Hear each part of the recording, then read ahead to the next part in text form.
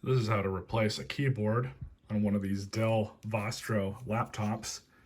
Pretty simple process. These new keyboards or used keyboards are about $12 to $20 on eBay, depending on where you get them. Really easy. Probably one of the easiest laptops I've ever seen to replace a keyboard.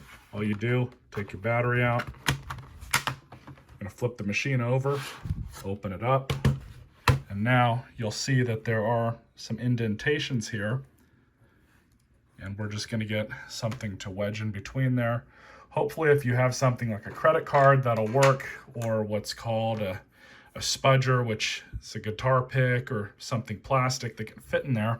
Normally you can get in and just kind of pull it back a bit. It's kind of hard to do this one-handed.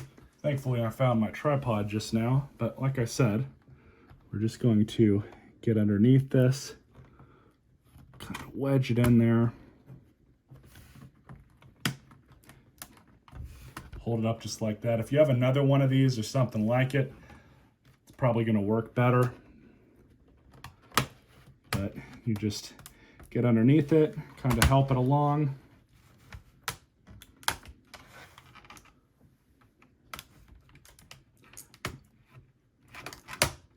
Now when you do get this out, you just pull it forward like that, because you're going to see the tabs that are underneath it, but also be very careful of the cable.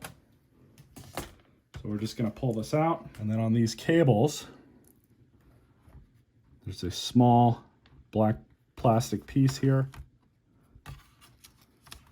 Pull the ribbon cable out. Now for reinstall, this one's got the protective plastic on it, so we'll just pull that off. And then ribbon first, you're going to kind of slide it in, put it in place. There's two tabs that are on both sides. You're just going to slide it in past the little white tangs there on either side. Throw the little flap down. And just for the record, you can see that this one is bent, so we are going to end up having to bend it. But you just set it down and in place. Tabs first. And then throw it in place just like that.